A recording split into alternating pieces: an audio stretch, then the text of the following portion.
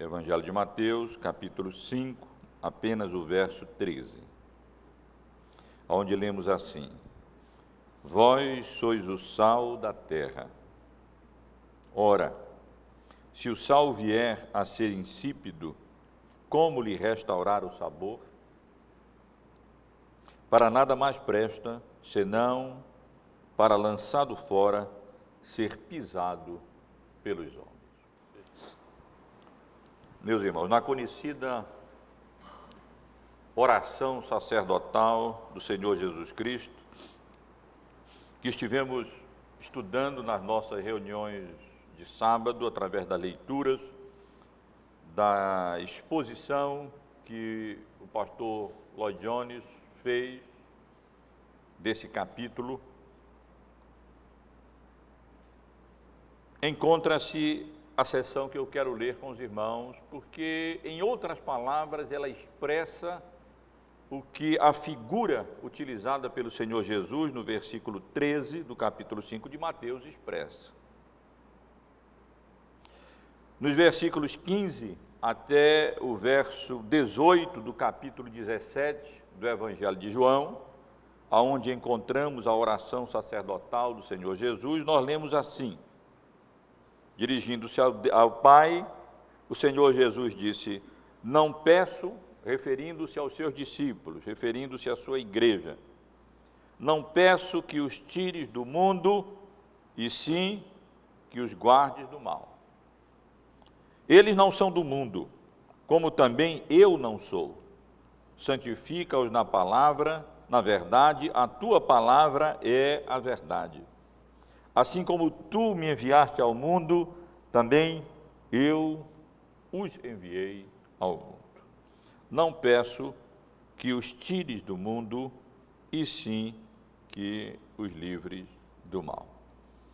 Meus irmãos, a passagem que lemos, o versículo 13 do capítulo 5 do Evangelho de Mateus, encontra-se no contexto do Sermão da Montanha, do Sermão do Monte, que começa no capítulo 5 e se estende até o final do capítulo 7.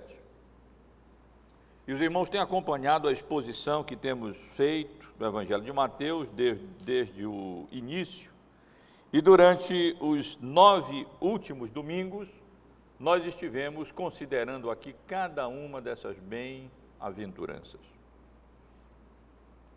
E no domingo passado, concluímos a nossa exposição das bem-aventuranças, isto é, dessas qualidades apresentadas pelo próprio Senhor Jesus do cidadão do reino dos céus. Esse perfil que o próprio Senhor Jesus Cristo, que conhece melhor do que qualquer um de nós, aqueles que são seus, nos oferece acerca dos crentes genuínos, dos crentes verdadeiros. Como tivemos reiteradas oportunidades de enfatizar durante a exposição das bem-aventuranças, elas não se referem a qualidades naturais, mas se referem sim a qualidades espirituais, a obra do Espírito Santo no coração dos seus eleitos, através da qual ele humilha o pecador, convencendo da sua pecaminosidade, conduz ao arrependimento, o torna manso, faz com que ele tenha sede e fome da justiça de Cristo, o torna misericordioso, limpo de coração e pacificador, especialmente no sentido de que em todas as relações e vocações em que a providência de Deus o coloca, ele busca sempre a reconciliação daqueles que estão em estado de inimizade para com Deus, no sentido de que eles sejam pacificados e desfrutem da maior bem-aventurança que podemos desfrutar nesta vida, a paz de Cristo, que excede a todo entendimento. E aqueles que expressam essas qualidades, de uma maneira ou de outra, mais ou menos, acabam sendo objeto da perseguição, como estivemos aqui considerando no domingo passado. E a próxima sessão, meus irmãos, a sessão seguinte, as bem-aventuranças que estivemos aqui considerando durante esses aproximadamente 2 meses anteriores, trata ou apresenta ou resume o papel ou a influência do cidadão do reino dos céus. A partir do versículo 13, o versículo que lemos agora, até o versículo 16, o Senhor Jesus Cristo chama atenção e enfatiza aquilo que consiste, ou em que consiste de forma especial, a nossa função, o nosso papel como crentes em Cristo, quais são as principais influências que o cidadão do reino deve exercer nessa vida, deve exercer no mundo, deve exercer entre aqueles, ou naqueles entre os quais nós vivemos, deve exercer na sociedade. Esses versos 13 ao versículo 16, nos lembram um livro que lemos não faz tanto tempo, na nossa reunião de quarta-feira, de Michael Horton, que tem como título Cristão e a Cultura. Porque esses versos nos ensinam exatamente a relação do cristão com o mundo, com a cultura que nos cerca, e chama atenção para qual deve ser o nosso papel, quais devem ser as nossas funções nesse mundo que jaz no maligno, que se encontra em profundas trevas espirituais. A ligação entre esses versículos 13 a 16, essa sessão, e a sessão anterior que nós estivemos aqui considerando nos domingos, nos 2 meses anteriores, nesses 8, 9 domingos anteriores, é bastante clara. Podemos resumir assim, é o perfil traçado nas bem-aventuranças que qualifica uma pessoa para ser sal na terra e luz no mundo. Isso significa dizer que apenas o crente genuíno, o crente verdadeiro, pode exercer esses papéis mencionados por Jesus nos versos 13 ao verso 16, sal na terra e luz no mundo. Ninguém mais pode exercê-los, a não ser aqueles que são chamados por Jesus de bem-aventurados, porque apresentam essas qualidades produzidas de maneira graciosa e soberana pelo Espírito Santo de Deus nas suas vidas. Mas hoje, irmãos, eu desejo me deter apenas no versículo 13. Desejo me deter e considerar apenas um desses papéis que o Senhor Jesus menciona nessa sessão e conforme o encontramos aqui no versículo 13, que eu desejo ler de novo. Vós sois o sal da terra. Ora, se o sal vier a ser insípido, como lhe restaurar o sabor? Nada mais presta, senão para, lançado fora, ser pisado pelos homens. E eu quero considerar esses versículos sobre o tema o sal da terra, chamando a atenção dos irmãos, em primeiro lugar, para a pressuposição ou para a implicação da declaração de Jesus nesse versículo. Depois quero chamar a atenção dos irmãos para a declaração em si, acerca do papel ou da influência que Jesus menciona no versículo 13, do crente nesse mundo, e finalmente para a advertência ou cuidado para o qual o Senhor Jesus Cristo chama a nossa atenção nesse versículo. Mantenha então, irmãos, a Bíblia aberta e vamos observar, em primeiro lugar, a pressuposição ou a implicação da declaração que o Senhor Jesus faz nesses versículos, nos chamando os seus discípulos, os crentes genuínos, o cidadão do reino, de sal da terra. Quando Jesus chama e declara diretamente aos seus discípulos, a quem de forma especial, como nós já vimos aqui, ele está se dirigindo, chamando-os dizendo: vós sois o sal da terra. Nós inferimos necessariamente, pelo significado da declaração que nós vamos considerar logo a seguir, que o mundo se encontra num estado de profunda decadência moral e espiritual. A implicação ou a pressuposição da declaração de Jesus nesse versículo é que a sociedade sem Deus, aquilo que a Bíblia chama muitas vezes, no Novo Testamento, de este século, está entregue a si próprio, e exatamente porque está entregue a si próprio, encontra-se em estado de decomposição, em estado de apodrecimento moral e espiritual, como consequência da queda e do pecado. Esse é o estado em que o mundo, em que eu e os irmãos vivemos. Se nós quisermos compreender o que acontece à nossa volta, o que acontece ao nosso derredor, e o estado de coisas no mundo em que nós vivemos, nós devemos compreender que o diagnóstico implícito nesses versículos é que esse mundo em que nós nos encontramos encontra-se em estado de putrefação. Ele se decompõe, ele apodrece. E apodrece exatamente como consequência da queda e como resultado do pecado. Não é um estado novo, de maneira nenhuma, este em que o mundo em que nós vivemos se encontra. E ele tem ocasionado e suscitado várias manifestações do juízo de Deus. Os irmãos certamente devem logo trazer à memória e lembrar o que ocorreu em Gênesis, no capítulo 6, especialmente no versículo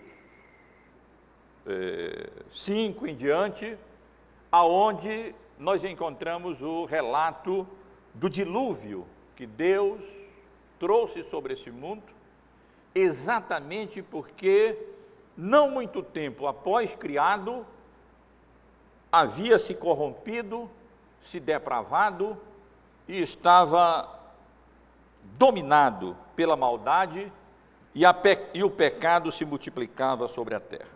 No capítulo 6 de Gênesis, no versículo 5, nós lemos: viu o Senhor que a maldade do homem se havia multiplicado na terra e que era continuamente mal todo o desígnio do seu coração.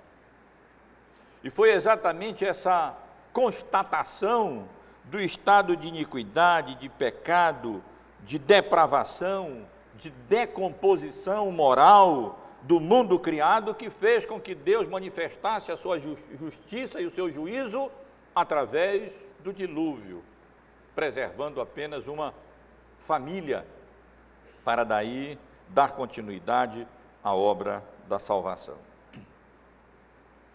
Não muito depois, no livro de Gênesis, nós lemos como Deus, no capítulo 18, trouxe juízo sobre Sodoma e Gomorra, agora com fogo e enxofre, pela mesma razão, a constatação de que aquelas cidades haviam se pervertido sobremaneira e de que a corrupção e o pecado tomavam conta daquela sociedade, de tal maneira que ela podia ser descrita também como uma sociedade em estado de decomposição, de decadência e apodrecimento moral. É verdade que os cidadãos do mundo, em contraste com os cidadãos do reino, eles não pensam assim. Eles não veem isso que nós estamos afirmando aqui. Pelo contrário, eles acham que o ser humano e a cultura avança cada vez mais e que nós nos encontramos no ápice de um suposto processo de evolução que incluiria também a evolução moral. Mas nós sabemos que não é assim. É verdade, por um lado, que a sociedade tem feito incríveis avanços no que diz respeito à ciência e no que diz respeito à tecnologia. Esses avanços são, de fato, impressionantes. Seja na medicina, na engenharia, na indústria, na eletrônica, nos transportes, na informática, nas comunicações, na agricultura, nós vemos e reconhecemos que a mente que Deus deu ao homem, mesmo caída, tem feito avanços impressionantes. Eu não preciso me deter para que os irmãos, para lembrar os irmãos desses avanços e convencer os irmãos desses avanços. Os avanços na informática, na eletrônica, nas comunicações, eles estão aí ao nosso derredor, no nosso dia a dia, nós fazemos uso disso, desses benefícios, desses avanços constantemente. Alguns outros nós que vivemos na cidade quase que não percebemos. Em julho, passando uns dias lá na fazenda com a Karen, minha filha, meu genro, meus netos, tive a oportunidade de ver, o Lucas me levou, a colheita do milho. Eu nunca tinha visto a colheita de milho e fiquei surpreendido.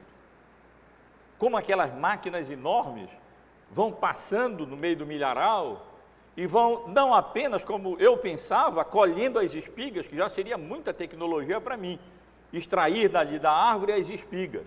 Mas na mesma hora em que vai colhendo, extrai as espigas, tira todo o milho e já vai jogando milho, separando o milho e jogando o milho nas carretas para ser então transportado. O homem tem feito, de fato, avanços tecnológicos em várias áreas e científicos em várias áreas e nós não precisamos negar esse fato.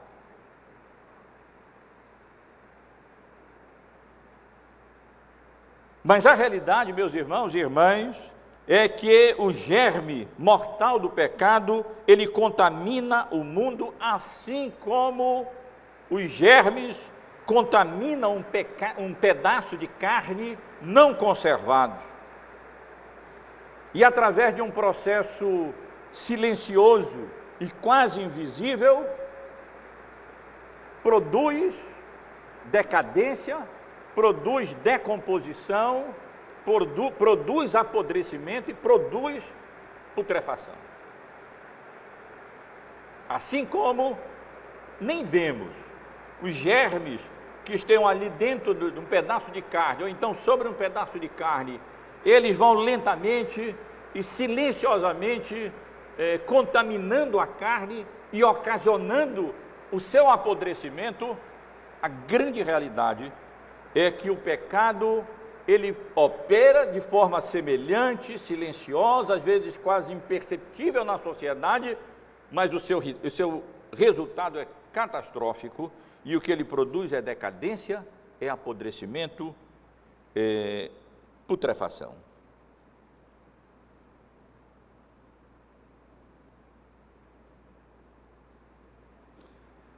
Talvez os mais antigos lembrem como nós, mesmo vários membros da igreja, sofreram a consequência dessa ação de germes que ocasionam a contaminação do alimento, quando há muitos anos atrás, participando de um aniversário de um dos membros da igreja, um número enorme de irmãos foi contaminado pelo alimento ali ingerido e como um número enorme de pessoas foi parar no hospital e no domingo de manhã, ao invés de nós estarmos aqui na escola dominical, estávamos fazendo um circuito nos hospitais, visitando vários irmãos que ali estavam como consequência dessa ação contaminadora de bactérias e de germes num alimento que aparentemente nós nem percebemos, mas quando comemos, sentimos as consequências, experimentamos as consequências, os efeitos dessa contaminação.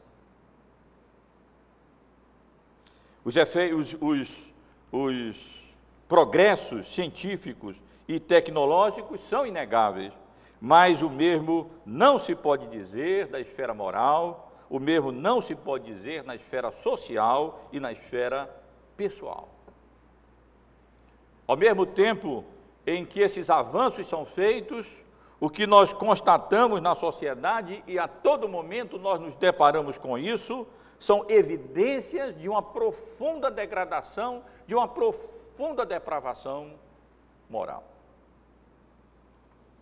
Corrupção, nas mais variadas formas e nos mais variados níveis na sociedade, violência, alcoolismo, tráfico de drogas, vício, imoralidade, perversões, degradação familiar, etc. Essas coisas são realidade na sociedade. Nós lemos diariamente acerca dos jornais. Com muita frequência, assistindo o jornal na televisão, eu me encontro fazendo comentário com a minha família, dizendo, vejam só, talvez uma meia dúzia de notícias já passou aí no jornal. E essa meia dúzia de notícias foi toda sobre violência, sobre droga e sobre essas consequências do pecado na sociedade em que nós vivemos. E os irmãos lembram como o Novo Testamento, como o apóstolo Paulo, de uma maneira especial, no capítulo 1 da sua carta aos Romanos, a partir do versículo 18, mas quero apenas resumir a partir do versículo 28, ele sintetiza esse estado de decadência e de depravação moral que caracteriza o mundo em que nós vivemos. Diz ele, a partir do versículo 28, e por haverem desprezado o conhecimento de Deus, o próprio Deus os entregou a uma disposição mental reprovável para praticarem coisas inconvenientes, cheios de toda malícia, de injustiça, malícia, avareza e maldade, possuídos de inveja, homicídio, contenda, dolo e malignidade, sendo difamadores, caluniadores, aborrecidos de Deus, insolentes, soberbos, presunçosos, inventores de males, desobedientes aos pais, insensatos, pérfidos, sem afeição natural e sem misericórdia. É uma descrição resumida, mas muito atual, da sociedade, do estado moral de decadência na sociedade em que eu e os irmãos vivemos. E se quiserem depois ler outro resumo que o apóstolo Paulo faz desse estado terrível de decadência e que se caracterizaria especialmente nos últimos dias, os irmãos podem ler os primeiros versículos da sua segunda carta a Timóteo, que eu não vou ler agora, o que eu li já é suficiente para descrever o estado de decadência, o estado de corrupção, o estado de degradação moral, em que o mundo que nós estamos vivendo, e em que a declaração de Jesus nesse versículo pressupõe exatamente isso. Nós vivemos em um mundo que, de forma alguma, moralmente e espiritualmente falando, pode ser descrito como um mundo em evolução, mas como um mundo e uma sociedade em profunda decadência, em profunda degradação, em profunda depravação moral. Mas, meus irmãos, se essa é a pressuposição ou a implicação da declaração que o Senhor Jesus faz nesse versículo, a declaração em si, que lemos aqui no verso 13, indicando o papel ou a influência do crente na sociedade e no mundo, é que somente o crente pode contrapor-se a esse estado de decadência em que o mundo em que nós vivemos se encontra. Essa é a declaração do Senhor Jesus aqui. Somente ele, isto é, somente o crente, como sal, pode, à medida em que penetra na sociedade, purificá-la do germe putrefatório do pecado, do germe que contamina e que deteriora e que corrompe e que degrada, que é exatamente o pecado. Esse, meus irmãos, é o significado da figura que Jesus utiliza aqui quando ele diz: vós sois o sal da terra. Isso é o que o Senhor Jesus quer dizer quando ele declara: vós sois o sal da terra. O pronome que ele utiliza aqui, quando diz vós no original, é um pronome enfático, ele nem precisava se encontrar aí, e é utilizado exatamente para dar ênfase. Isso significa que podemos ler o texto não apenas como vós sois o sal da terra, mas somente vós sois o sal da terra. Vós e somente vós sois o sal da terra. Congressos, leis, não podem alterar significativamente esse estado de coisas no mundo em que nós vivemos. Outras pessoas não podem fazer isso. Somente aqueles que são descritos aqui na bem-aventurança, isto é, os cidadãos do reino, os crentes verdadeiros, genuínos, é que podem agir como o sal age nos alimentos para preservá-los. O verbo aqui utilizado, sois, aponta não para o fazer, mas para a condição daqueles que são sal da terra.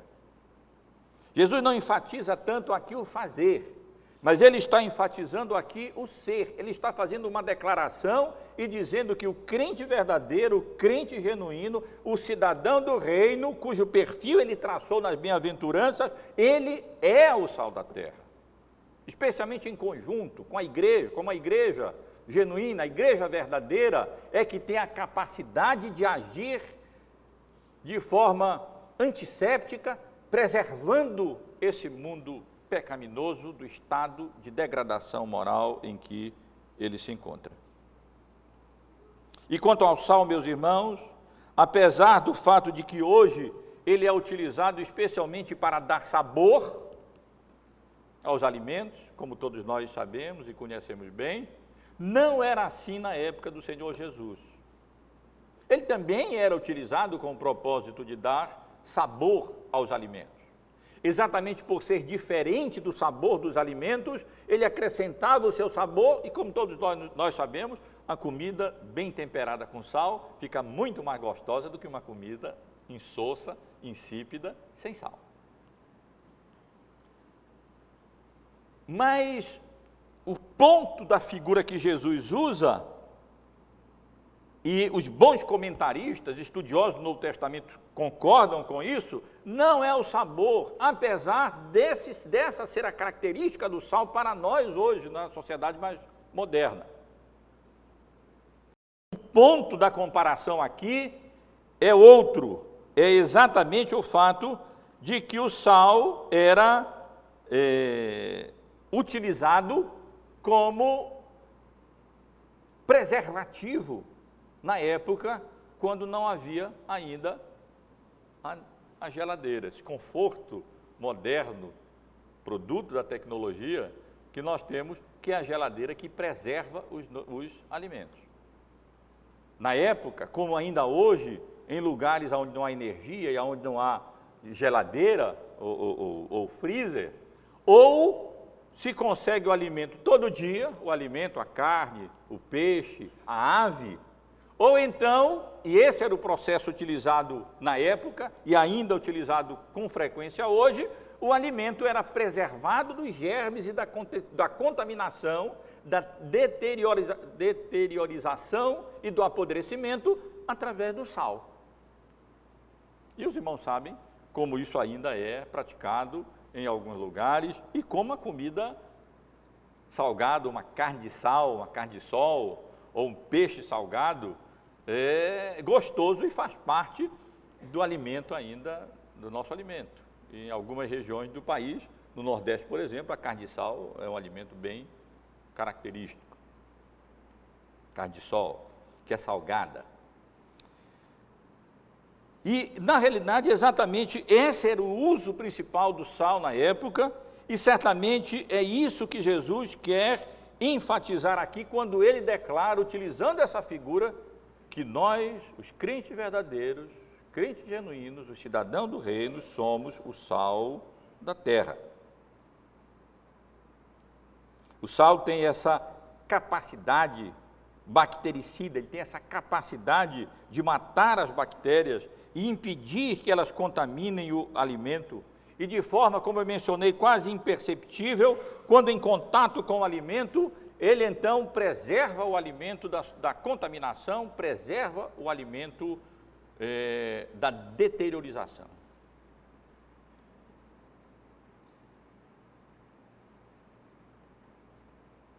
A figura que Jesus utiliza, portanto, meus irmãos, ela condena o monasticismo e condena o ascetismo. Para influenciar o mundo, o cidadão tem que estar no mundo. O cidadão do reino tem que estar no mundo.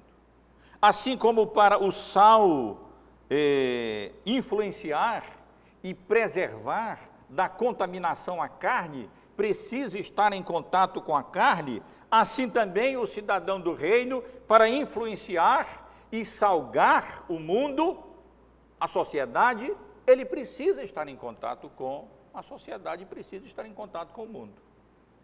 Portanto, essa figura utilizada por Jesus aqui e várias outras passagens bíblicas, como em Colossenses, capítulo 2, o ascetismo é condenado. Nós não fomos, como crentes, colocados aqui neste mundo para nos retirarmos do mundo, nos tornarmos reclusos, para de alguma forma não nos contaminarmos pelo mundo, mas nós estamos aqui colocados nesse mundo, como o próprio Senhor Jesus declarou, para influenciar o mundo, alterar o mundo, e salgar o mundo e preservar o mundo da contaminação que já se encontra no mundo. De outra forma, Jesus não teria utilizado a figura do sal, e o sal, à distância, sem contato, jamais poderá exercer a sua influência bactericida como ele exerce quando ele está em contato com o alimento. Mas, meus irmãos, a passagem não apenas chama atenção para o estado do mundo, e não apenas chama atenção para o papel do crente nesse mundo, um dos papéis do crente nesse mundo, que é exatamente de preservar, que é exatamente de purificar, que é exatamente de exercer essa influência purificadora na sociedade e no mundo em que nós vivemos. Mas, de uma maneira enfática, Jesus, nessa passagem, nos adverte no sentido de que não percamos o nosso sabor, porque se isso acontecer, a nossa vida não tem sentido, o nosso papel não será alcançado e nós falharemos terrivelmente no que diz respeito ao nosso propósito aqui nesse mundo, nosso propósito na sociedade e nessa vida. Vós sois a sal da terra. Ora, se o sal vier a ser insípido, como lhe restaurar o sabor? Para nada mais presta, senão para, lançado fora, ser pisado pelos homens.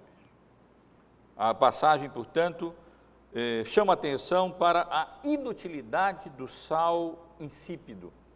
Para nada o sal serve, se ele perder o seu sabor característico.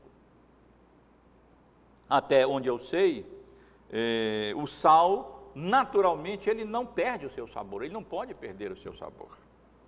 Entretanto, enquanto estudava a passagem durante a semana, eu li que o sal encontrado às margens do Mar Morto, na Palestina, às vezes ele é contaminado com alguns minerais, como, por exemplo, a gipsita, o sulfato de cálcio, de onde se faz o gesso, e que, contaminado por esses minerais, por esse mineral e outros minerais, ele então adquire um sabor amargo e se torna imprestável para a sua utilização e o seu propósito.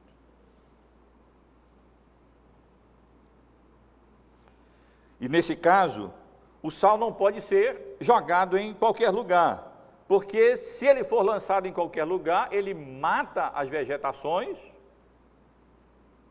Nesse caso que eu digo, em qualquer caso, se o sal for jogado fora, ele mata a vegetação e ele torna a terra ali imprestável, na realidade, para a plantação e para a agricultura. Eu não sei se os irmãos aqui mais para o centro da cidade passam por isso, mas a gente que mora ali saindo da cidade para Ananindeua, nós temos enfrentado já há alguns anos uma praga de caracol, o caracol africano, e ele destrói as plantas mesmo, e é uma luta, e há anos a gente luta contra o caracol, e uma das formas de matar é exatamente sair catando o caracol, jogando no saco, e a gente joga sal e ele morre. E tem que fazer assim, se dá o trabalho de catar, jogar no sal, especialmente à noite quando eles aparecem, especialmente quando chove, e jogar o sal lá dentro, que ele morre, porque se nós formos simplesmente jogar o sal na grama ou no jardim, o que vai acontecer é que as plantas vão morrer. Eu já experimentei isso lá em casa e garanto para vocês que a grama morre e as plantas morrem mesmo, quando o sal é jogado ali.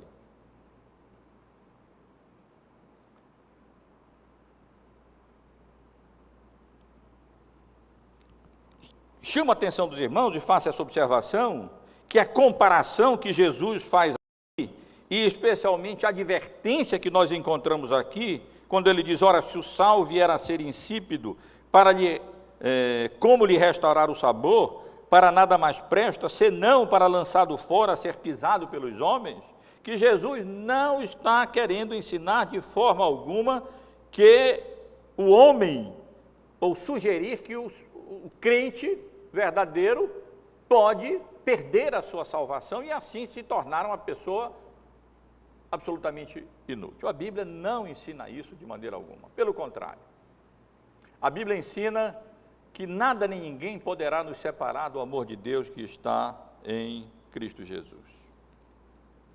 No livro de João, no capítulo 10, nos versículos 27 até o versículo 29, o próprio Senhor Jesus declarou que as minhas ovelhas ouvem a minha voz, eu as conheço e elas me seguem, e lhes dou a vida eterna, jamais perecerão, e ninguém as arrebatará da minha mão. Aquilo que meu Pai me deu é maior do que tudo, e da mão do Pai ninguém as pode arrebatar.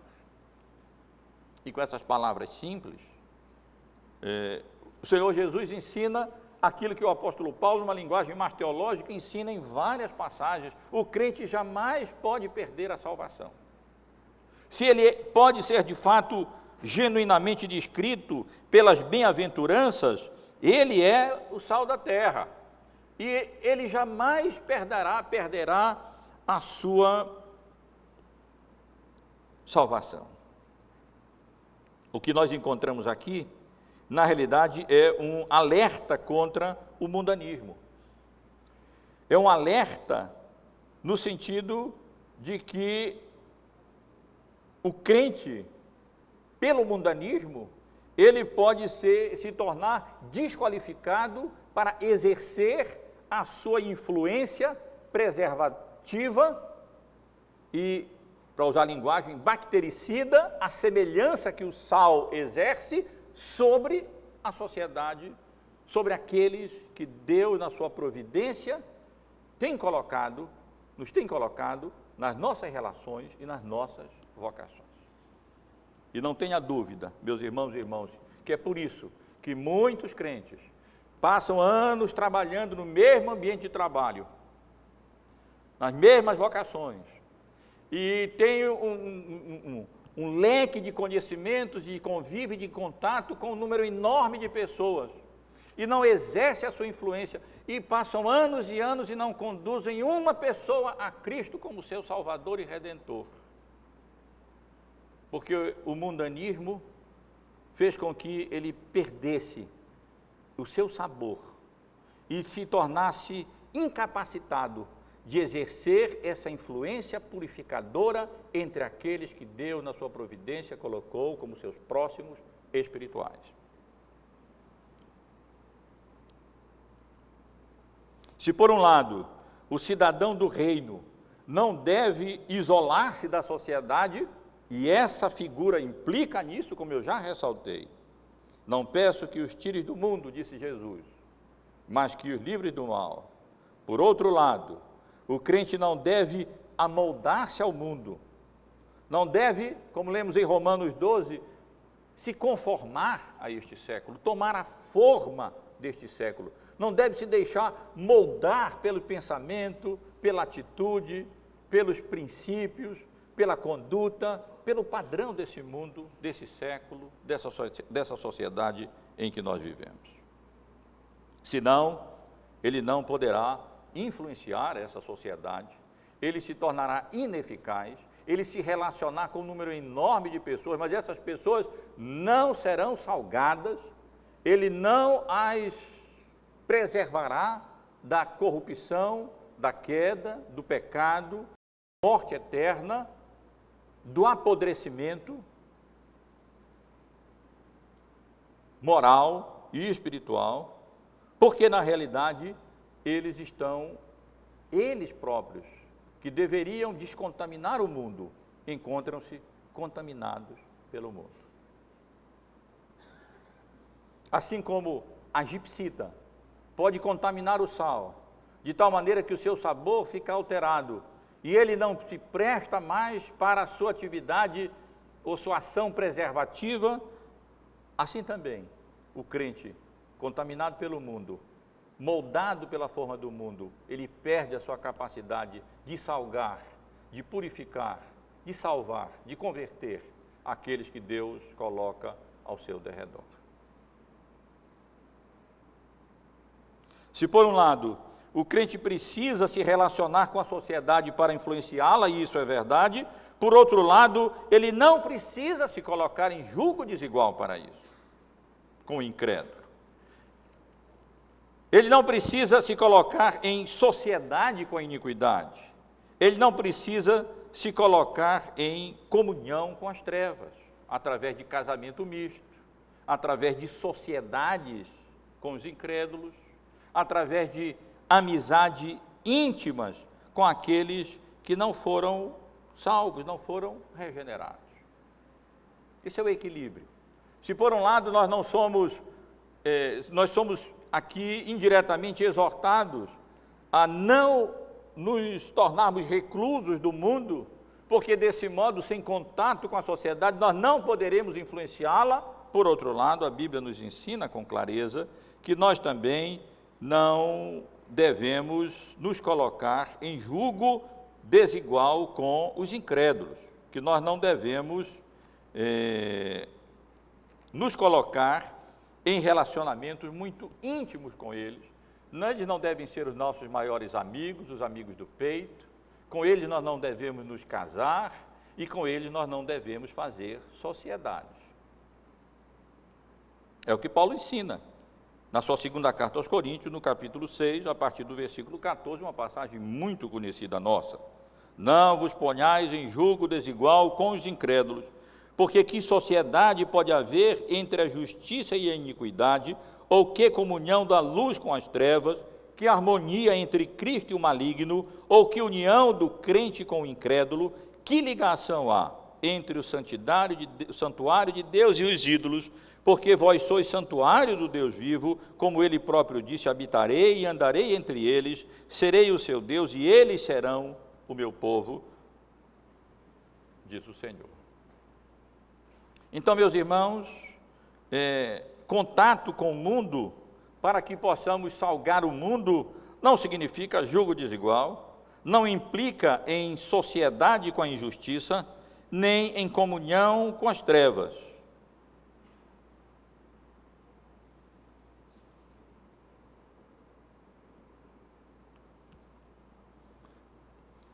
No domingo passado, para elucidar um pouco o significado da passagem que estivemos considerando, em Mateus, no capítulo 5, os versículos 10 e 12, acerca da bem-aventurança da perseguição, porque dos tais é o reino dos céus. Eu chamei a atenção dos irmãos para a parábola do semeador, ou como eu gosto de chamar, a parábola dos solos. Especialmente porque a semente que cai em solo rochoso, e porque a terra era pouca e logo nasce, mas visto não ser profunda a terra, saindo porém o sol a queima, e porque não tem raiz ela seca, para ilustrar uma das reações que o crente não deve ter à perseguição, isto é, se escandalizar, porque Jesus mesmo interpreta a parábola e a aplica nesse sentido no versículo 20 do capítulo 13 de Mateus, quando ele diz: o que foi semeado em solo rochoso, esse é o que ouve a palavra e a recebe logo com alegria, mas não tem raiz em si mesmo, sendo antes de pouca duração, e em lhe chegando a angústia ou a perseguição por causa da palavra, logo se escandaliza. Chamei a atenção dos irmãos para essa parábola no domingo passado, nesse sentido. E quero chamar a atenção dos irmãos para essa mesma parábola hoje, com relação ao outro tipo de solo, porque ela também ilustra a lição que Jesus quer nos dar aqui. No versículo 7 do capítulo 13, ele apresenta um outro tipo de solo, dizendo: outra caiu entre os espinhos, e os espinhos cresceram e a sufocaram. E na sua interpretação da parábola, dessa parte da parábola, no versículo 22, ele diz: o que foi semeado entre os espinhos é o que ouve a palavra, porém os cuidados do mundo e a fascinação da riqueza sufocam a palavra e ela fica infrutífera. O que Jesus nos ensina na figura do sal da terra aplicada ao crente, ele nos ensina na parábola desse tipo de solo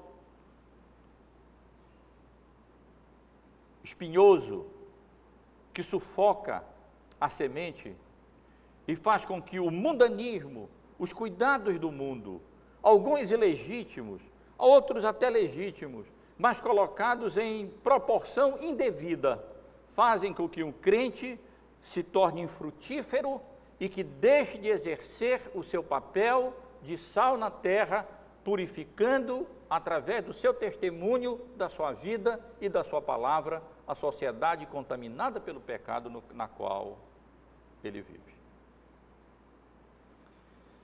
Meus irmãos, eu quero concluir a exposição desse versículo, procurando extrair daqui rapidamente algumas aplicações mais diretas para nós. Eu penso que a primeira lição que o texto nos ensina está relacionada à verdadeira condição do mundo para a qual eu tenho chamado a atenção dos irmãos. Não nos deixemos iludir, não nos deixemos enganar. Apesar dos progressos na área da ciência, do conhecimento, da tecnologia, a grande realidade é que esse mundo se encontra em um profundo estado de degradação, de depravação moral. Como uma carne apodrecida, assim é esse mundo. Como um alimento em estado de putrefação, assim se encontra o mundo e a sociedade em que nós estamos vivendo. Decadência, corrupção, depravação, decomposição, apodrecimento moral e espiritual, são as marcas da sociedade em que nós vivemos, como consequência da queda e do pecado. E o que o mundo precisa não é de mera educação, para ser elevado a uma condição de civilidade maior. O estado de decomposição em que se encontra é decorrente, como eu disse, da queda e do pecado.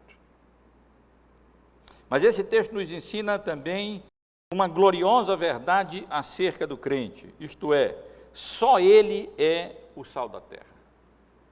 Jesus não está falando aqui para grandes autoridades que tivessem poder para exercer grandes influências na sociedade, os irmãos sabem disso.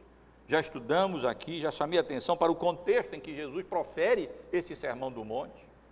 As multidões estavam ali, mas Jesus estava se dirigindo aos seus discípulos que estavam ali com ele.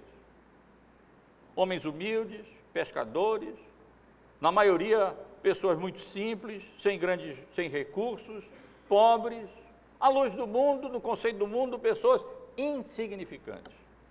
Mas Jesus se dirige a eles e diz: vós sois o sal da terra.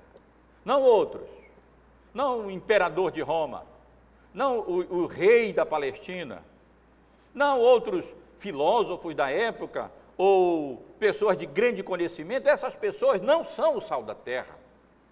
Vós, os crentes de Jesus, disse Jesus, são o sal da terra.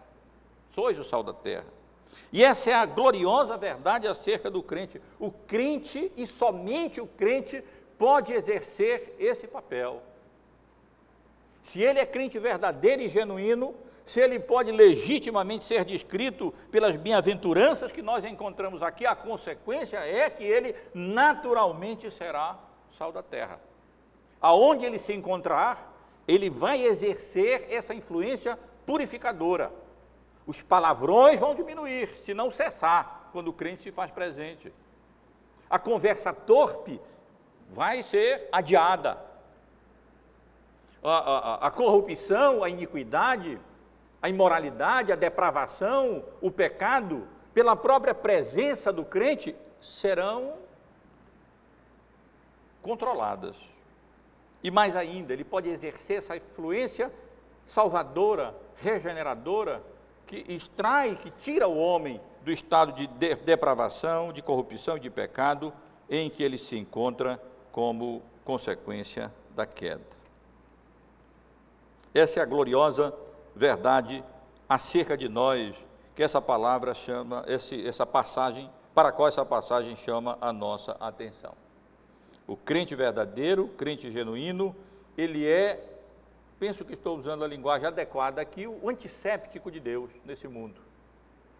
O único capaz de purificar o mundo desse estado de depravação e de degradação e de contaminação e de putrefação moral e espiritual em que ele se encontra como resultado da queda e do pecado.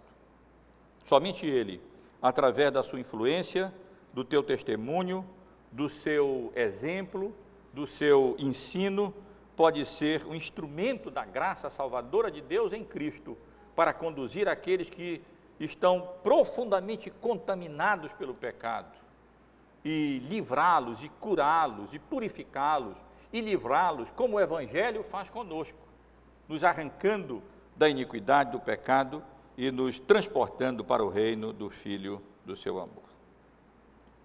Mas cuidado, e essa é a ênfase do texto, cuidado, alerta, porque para ser útil, o sal tem que salgar. Para exercer a sua influência, ele tem que estar qualificado para isso.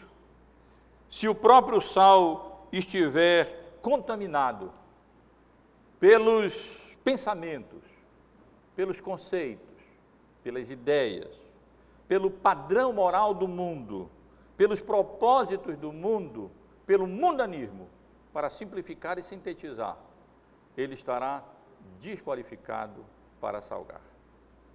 Ele se tornará inútil. Ele não poderá exercer o seu grande papel, o nosso grande papel, a nossa grande função nesse mundo com relação à sociedade. O grande propósito do ser humano com relação a Deus é glorificá-lo e gozá-lo para sempre, como o nosso catecismo declara. Mas com relação à sociedade, nós somos o sal da terra. Com relação a esse mundo no qual nós vivemos, nós somos coluna e baluarte da verdade. E nos compete, através do nosso testemunho, como sal caracteristicamente distinto do seu sabor, dos seus atributos, das suas qualidades, dessa massa, desse mundo em que ele é colocado, exatamente através dessa distinção, purificar o mundo, salvar aqueles que nos cercam, resgatá-los, livrá-los desse estado de depravação, de contaminação, de pecado em que eles se encontram.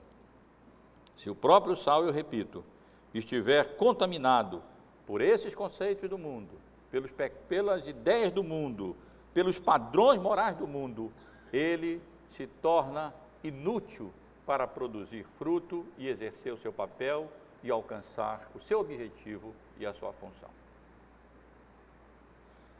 Ou, para utilizar a figura que Jesus usa na parábola dos solos, se a semente for sufocada pelos espinhos, ela jamais poderá produzir o fruto devido, mas se for lançada em boa terra, aí sim poderá produzir a 100 por 1 e alcançar o seu propósito, realizar a sua função e, com a misericórdia e graça de Deus, ser o instrumento de Deus para salgar o mundo, influenciar na sociedade e colher frutos para a honra e para a glória do Senhor.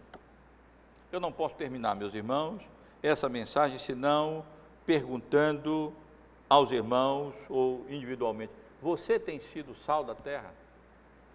Através da sua vida, nas relações e vocações nas quais Deus lhe colocou, você tem sido tão distinto como o sal é dos alimentos no que diz respeito ao seu sabor.